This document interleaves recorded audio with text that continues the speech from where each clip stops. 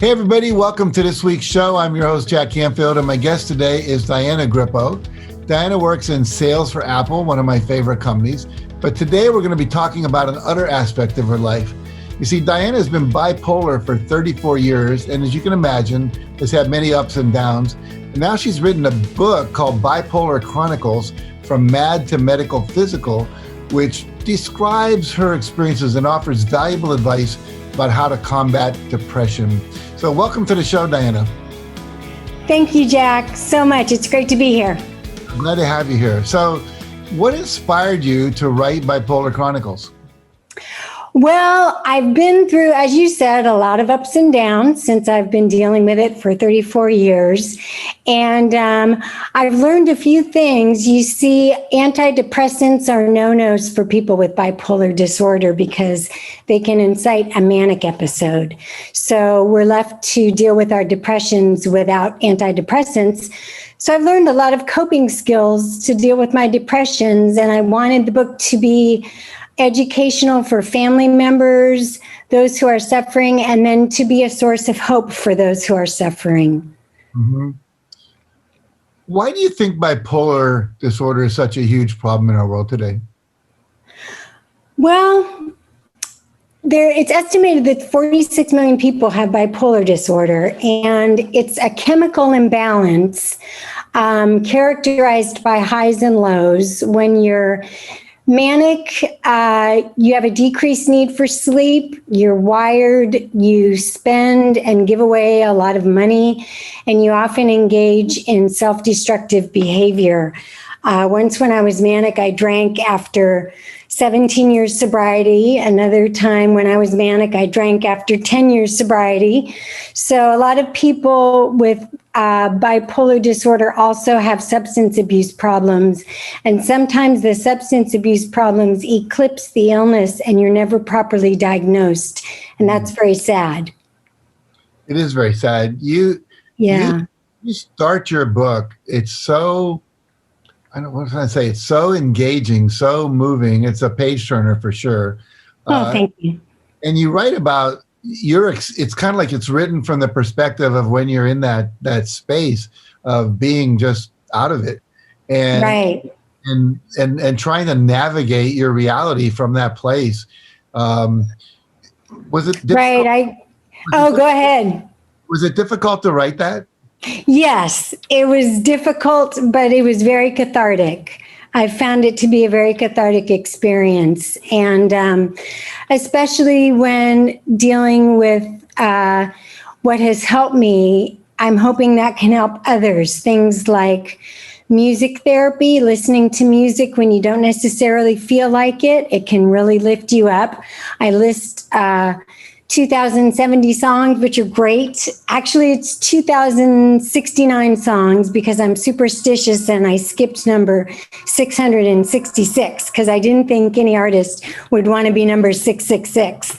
So it's 2,069 songs. Another thing that's helpful are the 12 steps. I've found those to be invaluable in dealing with depression as well. It's a spiritual program, and I believe it's really important to have some sort of spiritual path. It doesn't have to be any particular deity, whether it's the universe or source, but it can really help on the road out of depression. Another thing that's been great for me are spiritually uplifting books, things like Chicken Soup for the Soul that you wrote. And I'm also working on the success principles, how to get from where you are to where you want to be. And that's wonderful. A really helpful book is by David D. Burns, MD, and it's called Feeling Good. It's how to basically talk back to your cognitive distortions. And when you're depressed, you have some cognitive distortions. Another coping mechanism I found helpful is dialectical behavior therapy.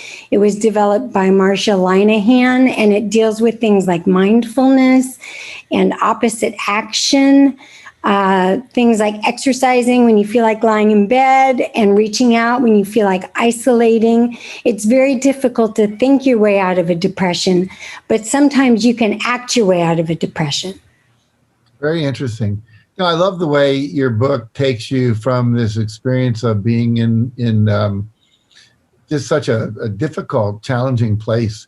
And then you basically the journey from that to where you have a shift, and then you move into the metaphysical and the transpersonal and the things you were just talking about. It gives the reader two things for me, because I've known bipolar people, and I think I have a better understanding of what their experience is, and also for people who are bipolar to know they're not alone, and that there is a light at the end of the tunnel, if you will, if they have the right tools to move through that tunnel. Right. I'm curious, when did you experience your last manic episode? How long ago was that?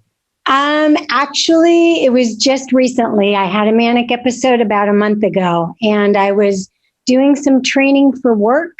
We had to get up really early, 5 days in a row, and I couldn't go to sleep soon enough. Sometimes people with mental illness have different circadian rhythms. They can't go to sleep before a certain hour, have trouble waking up before a certain hour. And that's the case with me. And I got sleep deprived, and sleep deprivation is a big no-no for people with bipolar disorders. It can incite a manic episode. So that's what happened. I got manic. And since I work for Apple, I was able to take a paid leave and go to the hospital. Bless Apple. Yeah, indeed. Indeed. Yeah. I was interviewing someone earlier who is a person who has a brother who has schizophrenia. And he was also talking about how sleep deprivation is really difficult. And I consider myself normal, although I've had challenges in my life. When I don't get enough sleep, it's not a good thing either. My wife will tell you that. Right. Yeah. No, sleep deprivation is very dangerous. You just kind of click into a manic episode, and it's very hard to come down after that. I am on medication that stabilizes my manias, but of course it doesn't help with depression. So I'm left to deal with coping mechanisms to help with the depressions. How did you discover music was so important for you? Because you list probably the longest playlist I've ever seen. Music that helped you get out of depression. How did you discover that was so valuable? Well, music has always been a big part of my life. I grew up playing piano, flute, and violin. But what I really love most is to sing and singing along with songs. I love being able to learn a song's melody and the lyrics. And if it's uplifting, it can roll around in your head and it can really make a difference. And just music is the language of the soul. And I think it's very important for people not to turn their back on music. Yeah, I agree. I have 3 sons, all of whom are in the music world. One's a drummer, one is a hip hop singer and a DJ, and the third one is a singer. And Right. We're steeped in music, so I totally agree with you about that. Yeah. Anything else you'd like people to know about the Bipolar Chronicles, from Mad to Metaphysical?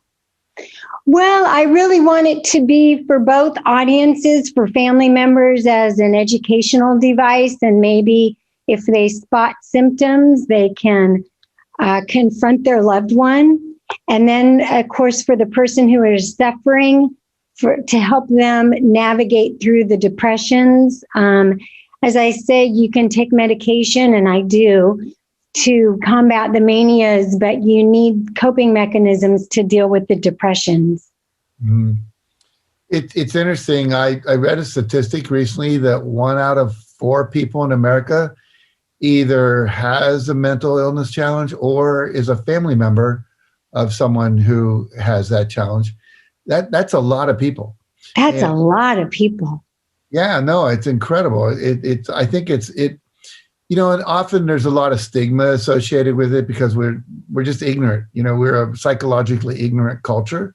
And I think the book is valuable in that it helps people understand what you're going through, and that you can still be a functioning adult, working in a fabulous company, and that there's a pathway of coping, of healing. So thank you for sharing your book. I really appreciate it. If people want to get your book, where would they find it? It's going to be published on Amazon. I'm not quite finished yet. I have some tweaks to make, but it will be published on Amazon. Good. And if people want to contact you, perhaps as a speaker to speak to their group about your experiences, where they find you? Yeah, I'd love that. They can just go ahead and email me at Diana Grippo, DianaGrippo @gmail.com. Fabulous. Well, thank you so much for joining us. Thanks for your courage and your transparency, your vulnerability, your willingness to be open about your experience and share that with the world, because I think it's very helpful to, as I said, and as you said, to, excuse me, the people that have that challenge, and also the family members and people who treat those people as well. So thank you for your contribution. You're very welcome. It's been great talking with you, Jack. You too, Diana. And for the rest of you, when the book's available, make sure you get a copy, check it out. And if you're someone who would like to learn more about that, we're happy if you have a speaker, come to a group, church, 12-step program, whatever it might be. Diana's available. You know how to reach her. All right. Well, thank you for joining us. And I look forward to seeing you guys next week. We'll have another great guest who can help you get from where you are to where you want to be. Until then, stay healthy and stay safe.